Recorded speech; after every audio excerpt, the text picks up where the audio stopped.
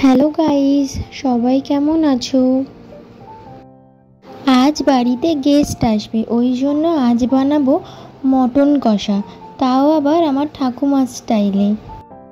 প্রথমেই আলুগুলোকে ভেজে নেব।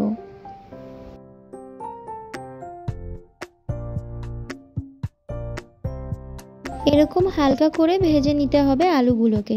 তারপর মাংসটা আমার আগে থেকেই ম্যারিনেট করা ছিল নুন, হলুদ, জিরে গুঁড়ো, ধনে গুঁড়ো দিয়ে।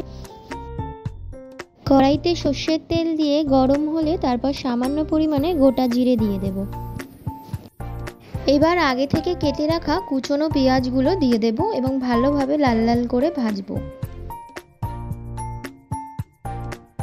যতক্ষণ পেঁয়াজটা লাল লাল হয়ে আসে ততক্ষণ আমরা একটা মশলা বানিয়ে নিই।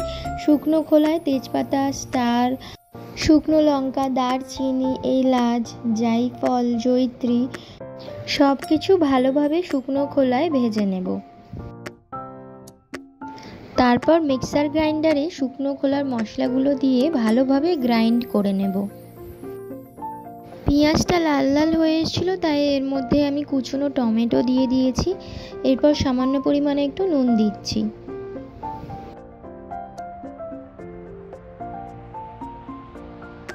এবার আগে থেকে ম্যারিনেট করা মাটনটা দিয়ে দেব।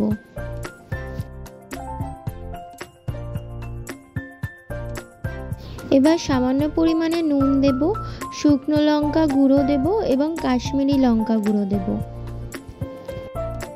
ভালোভাবে একটু নেড়ে চেড়ে নিয়ে এরপর ঢাকা দিয়ে দেব।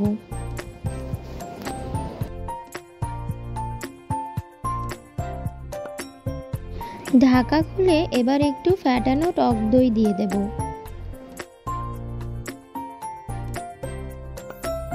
সাথে একটা গোটা রসুন দিয়ে দেব। এই রসুনটার এত টেস্ট হয় না, শুধু মনে হয় যেন মাটন না খেয়ে রসুনটাই খাই, এত ভাল লাগে ভাতের সাথে মেখে মেখে খেতে।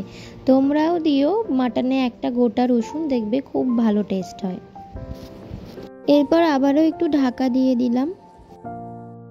ঢাকা খুলেই ভালোভাবে মাংসটাকে কষাবো, যাতে মাংসটা ভালোভাবে সেদ্ধ হয়। যতক্ষণ মাংসটা সেদ্ধ হচ্ছে ততক্ষণ আমি একটু ডিটক্স ওয়াটার খেয়ে নিই। গরমকালে যাদের বেশি ঘাম হয় তারা এরকম ডিটক্স ওয়াটার খেতে পারো, তাহলে শরীরটা খুব রিফ্রেশ লাগে।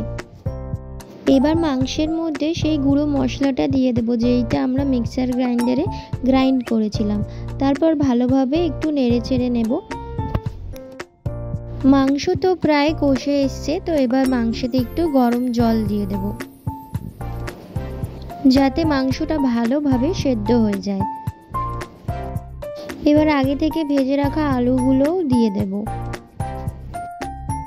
তারপর ঢাকা দিয়ে দেব প্রায় 15-20 মিনিটের মতো। ব্যাস তৈরি লাল লাল ঝাল ঝাল মটন কষা।